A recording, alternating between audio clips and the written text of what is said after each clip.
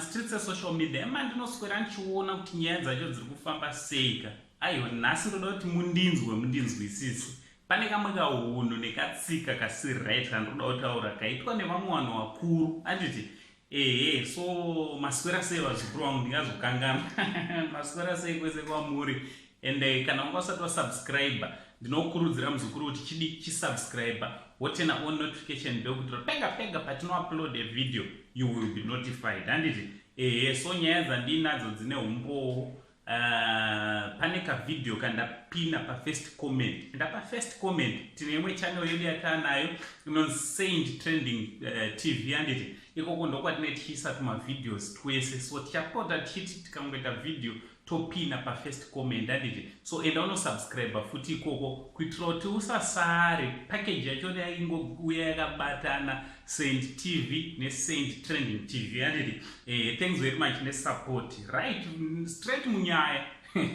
Inzwai kavazukuru ndine mashoko akataurwa na Hope Ching'ono. Andoda kuti munge muri munozvinzwira awa ndaisa panapa. Anditi Hope Ching'ono akabataura akati now this defines the bankruptcy of today's youth. On the left up is an activist fighting for a better future for this youth. On the right down is a comedian prophet. And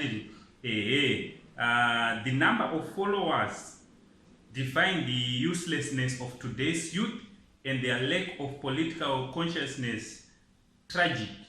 And so they will buy data to share Java's nonsense and not share things that will enhance their future.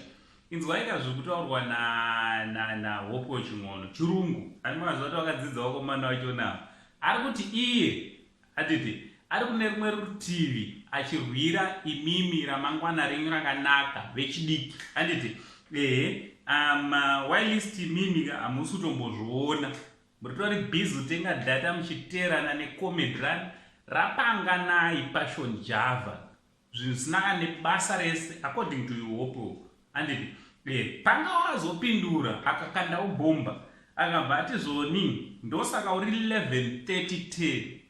Anditi hani ndosaka uri 11:30:10 fesi inenge dawa rine goita pahuro failed journalist abati hashtag siyana neni failed journalist who want to look for NGO donation through attacking Zimbabweans and politicians.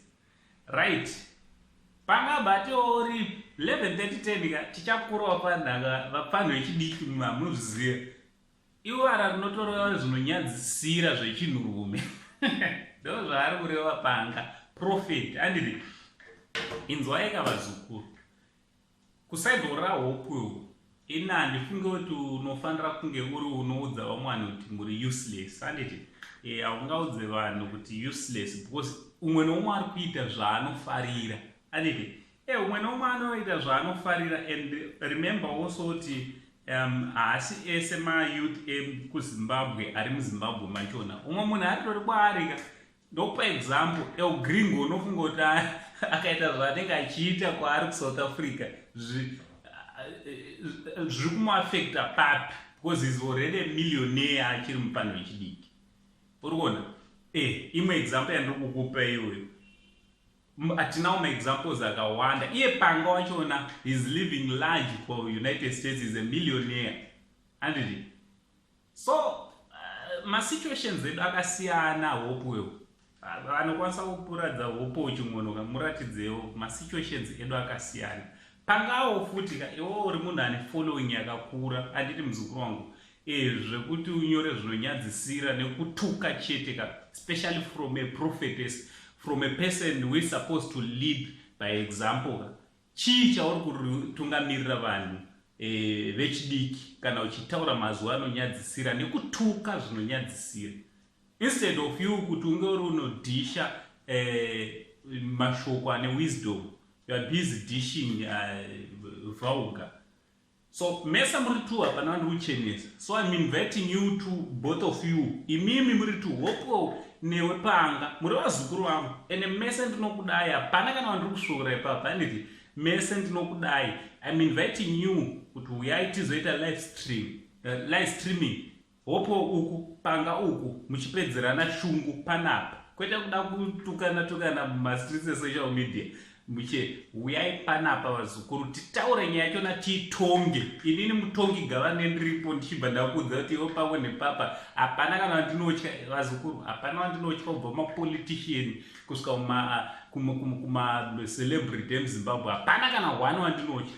So muri two, please itai kuti video isvike kwavari. I'm inviting them, both of them, ngavauye panapa tiite live stream vakandirane mabhomba vopedzerana pane kutukana zvavari kuita pavasina zvavari kudzidzisa vechidiki, uyo achituka nekuku uyo achibhomba nekuku. It's not necessary, handiti.